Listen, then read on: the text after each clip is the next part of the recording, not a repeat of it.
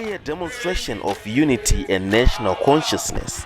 Our news team toured Harare province to witness activities marking National Cell Day. The crew, accompanied by ZANU-PF Harare Provincial Political Commissar, Comrade Voyage Dambuza.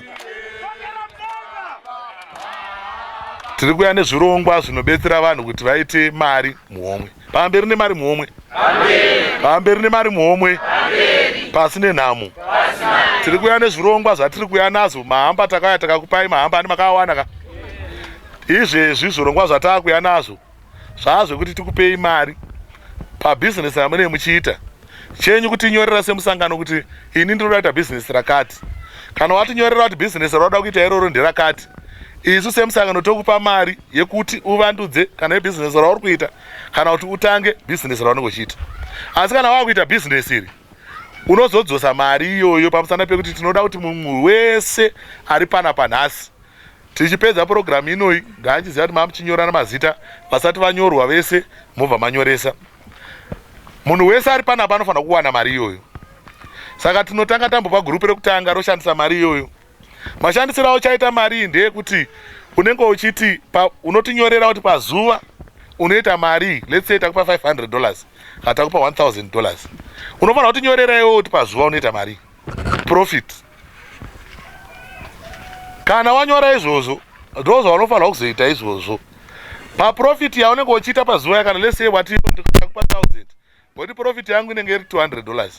Isusu tinozoda kuti udzose mari kumusangano paprofit yako iyo 10% yeprofit kureva kuti unenge uchidzorera $20. From Warren Park, Dzivarasekwa, Highfield, amongst other places in Harare, party members and supporters gathered in large numbers, reaffirming their commitment to the revolutionary values that underpin Zimbabwe's independence and sovereignty.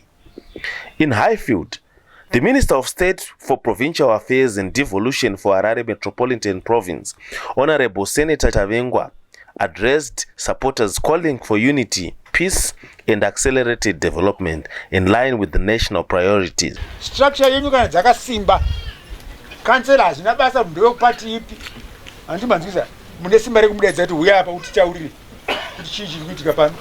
Mugwagwa wedu wakuparara pamusana peise wakambenga wakagara zvakadai. Ndosaka ndiri kuti musangano ngawausimbe kupi kumasero. Amen. Hapana muti kana karuva kanokura pasina midzi pasa apa. Ndimi midzi yacho. Ndozvatiri kubira kuti ngatirambei takabatana tiri pamwe chete tifambe takabatana kudai. The tour concluded in Greyston Park, where the ZANU-PF Harare Provincial Chairperson, Comrade Godwiz Masimirembwa, urged party members to remain disciplined, organized, and loyal to the party and the nation. The importance of this day is that the cell is the fundamental founding structure of ZANU-PF. Without the cell, there is no ZANU-PF.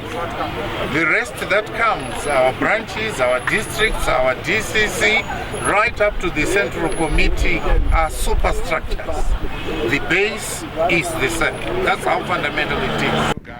National Cell Day continues to strengthen grassroots structures, ensuring the party remains firmly rooted among the people as Zimbabwe moves forward.